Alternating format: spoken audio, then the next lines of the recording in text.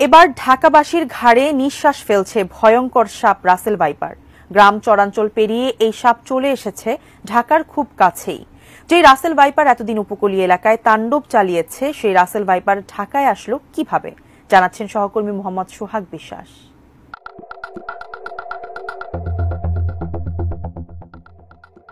রাজধানী ঢাকার কাছেই মানিকগঞ্জের কিছু এলাকায় গত ৩ মাসে বিষধর রাসেল ভাইপারের সাপের কামড়ে অন্তত ৫ জন মারা গেছেন। সরকারি কর্মকর্তারা এ তথ্য জানিয়েছেন। রাসেল ভাইপার সাপ বাংলাদেশে চন্দ্রবোড়া বা উলুবোড়া নামেও পরিচিত। বাংলাদেশে যেসব সাপ দেখা যায় সেগুলোর মধ্যে এটি সবচেয়ে বিষাক্ত বলেই বিশেষজ্ঞরা বলে থাকেন। এর আগে ২০২১ সালে দেশের উত্তর পশ্চিমাঞ্চলের কয়েকটি এলাকায়, বিশেষ করে পদ্মা তীরবর্তী কয়েকটি জেলা ও চরাঞ্চলে এই সাপের কামড়ে ২ জন নিহত হয়েছেন, বেশ কয়েকজন আহত হয়েছেন। এই ঘটনা বেশ আলোচনার জন্ম দিয়েছিল। গত কয়েক মাসে এই সাপের কামড়ে অসংখ্য মানুষের মৃত্যু হয়েছে।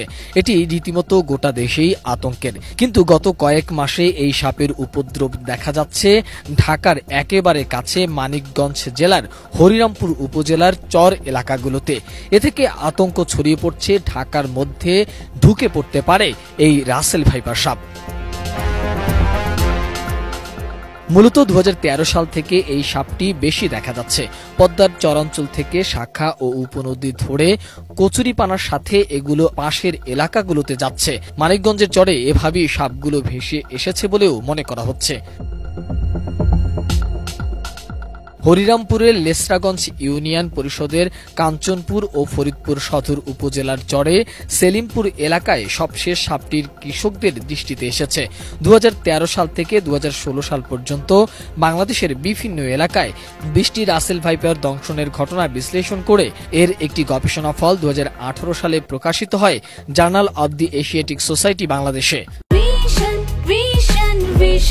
100% কপার কন্ডেন্সারে তৈরি ভিশন ফ্রিজ, তাই গুণে মানে অটুট থাকে বছরের পর বছর। এছাড়া ২০১৪ ও ২০১৫ সালে উত্তর পশ্চিমাঞ্চলের কয়েকটি চর এলাকায় বিভিন্ন জায়গা থেকে উদ্ধার করা অন্তত ৫টি রাসেল ভাইপার সাপ অবমুক্ত করা হয়েছে।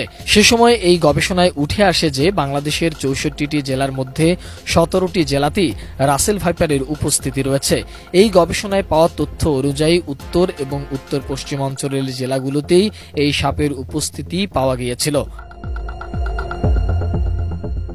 তখন বলা হয়েছিল এই প্রজাতির সাপের সবচেয়ে বেশি উপস্থিতি ছিল রাজশাহী ও চাঁপাইনবাবগঞ্জ জেলায়।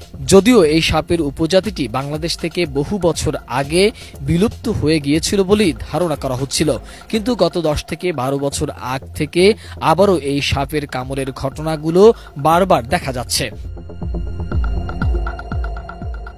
ঘন ঝোপঝাড় আর পরিত্যক্ত জমি অপেক্ষাকৃত কমে যাওয়ায় এই সাপ কৃষি জমিতেই থাকে, যার ফলে যারা মাঠে কৃষিকাজ করতে যান তারা রাসেল ভাইপারের দংশনের সবচেয়ে বেশি শিকার হচ্ছে। এছাড়া বর্ষাকালে নদীর পানি বাড়ার ফলে ভারতের নদ নদী থেকে ভেসেও এই সাপ বাংলাদেশে প্রবেশ করতে পারে বলেও ধারণা করা হচ্ছে।